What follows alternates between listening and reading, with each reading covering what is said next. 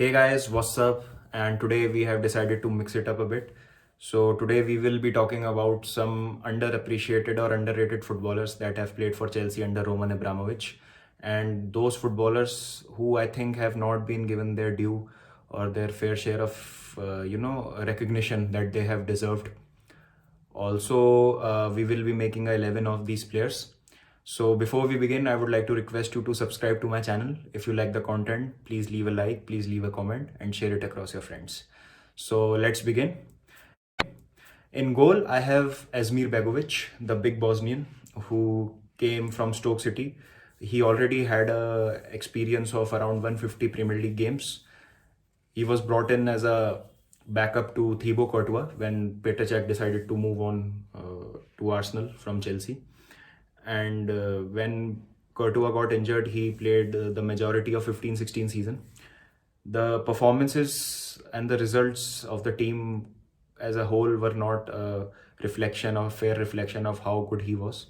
He was a very good shot stopper, a very reliable, very safe pair of hands he had, and he got often went unnoticed because of the superstar Thibaut Courtois that we had. So yeah, he's my keeper. At right back, I have Paulo Ferreira. He was one of the initial signings that Jose Mourinho made when he came to Chelsea. Very reliable as a defender.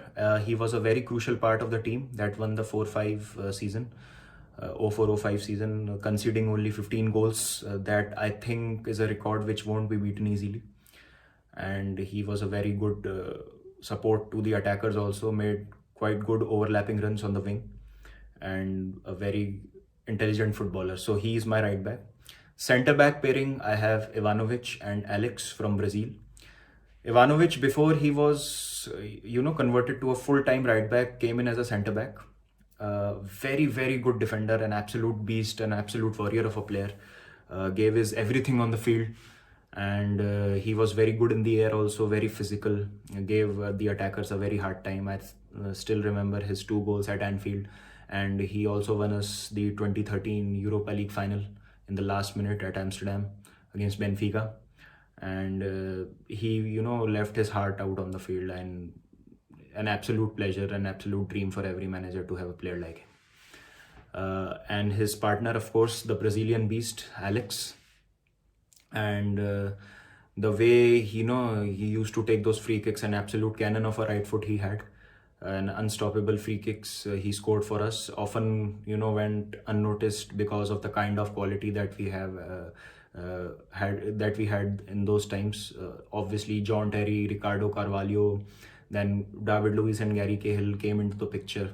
So he is not given the due that he deserves sometimes. He was a very important part of the Carlo Ancelotti project that won us the 09-10 title. So yeah, he is my centre back. My left back will be Wayne Bridge. So when it comes to Chelsea and left backs, the first name that comes to mind is Ashley Cole. But before Ashley Cole came to Chelsea, we had Wayne Bridge, who again, alongside Paulo Ferreira, was a very crucial part of the team that won the title for Jose Mourinho in his first 2 seasons. A brilliant defender, a very intelligent footballer, and he could do the job when it was required of him. So yeah, he will be my left back. My center defensive midfielder, without a shadow of a doubt, has to be John Obi Mikel. He played for about 10 seasons, and this shows that how important he was. Got again overshadowed by players like Makalele, Essien, who were around that time. And he was a reliable center defensive midfielder. He was a very crucial part of the team that won the Champions League for us, and he could break up those attacks, and was very physical, was a good dribbler, was a decent passer. He was very strong on the ball, and he was a very important part of every manager's plan that came to Chelsea. So it is a testament to his ability also as a footballer, which often went unnoticed. So he's my center defensive midfielders. My other centre mid will be Raul Meireles, who only played for 1 season, but what a player he was. I mean, again, the Champions League campaign comes to mind. He was a very good deep line playmaker. He could, provide those balls for our strikers from absolutely dead positions. We could have got more out of him. I think we let go of him very early. He was a very good and technical player, and he was very assured on the ball. Sometimes also did the dirty business when it came to breaking the attack, and he was a very important player for us that season. So yeah, he will be my one sentiment, and the other sentiment will be obviously the Brazilian tank Ramirez. He had three lungs, never looked out of energy. When he started running, it looked like he could run forever. Being Brazilian, he was very good on the ball.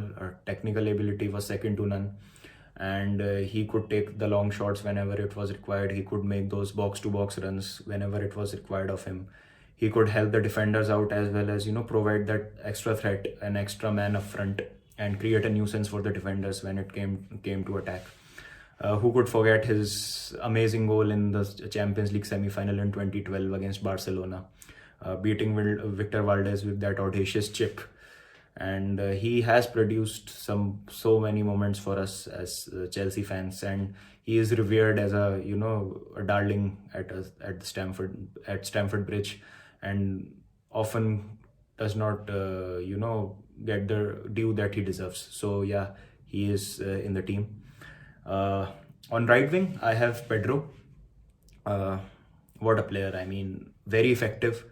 Scored the goals and produced the goods almost every time he was on the field.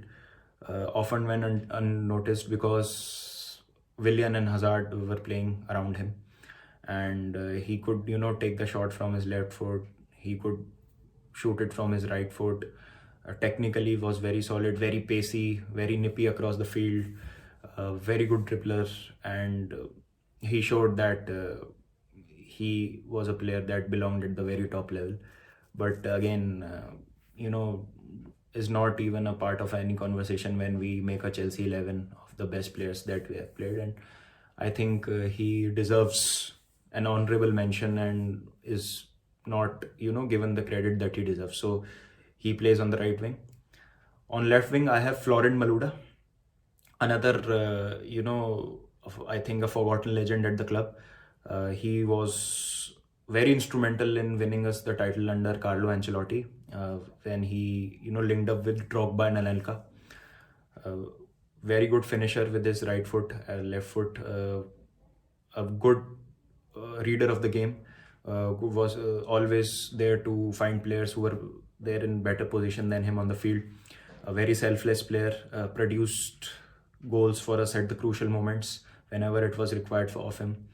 And yeah, I mean, he will be a very, he would be a player who would be remembered fondly, but again, will not feature if you make a best Chelsea 11.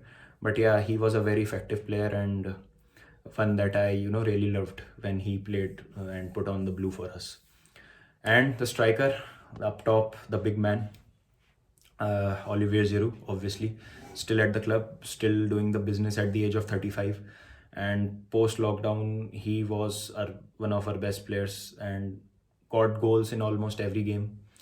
And again, against Atletico Madrid, he showed that what he's capable of, that absolute, unreal bicycle kick that he scored. And again, every manager who has managed him did not, consider him as a starter, always used as a super sub. And again, he has proved himself. And that's why he is a regular in French national team, and Didier Deschamps absolutely loves him. And he may not be a man of numbers, but his ability on the field is second to none. And if there was a list of underrated footballers ever made, I think he would be in the top half of that list easily.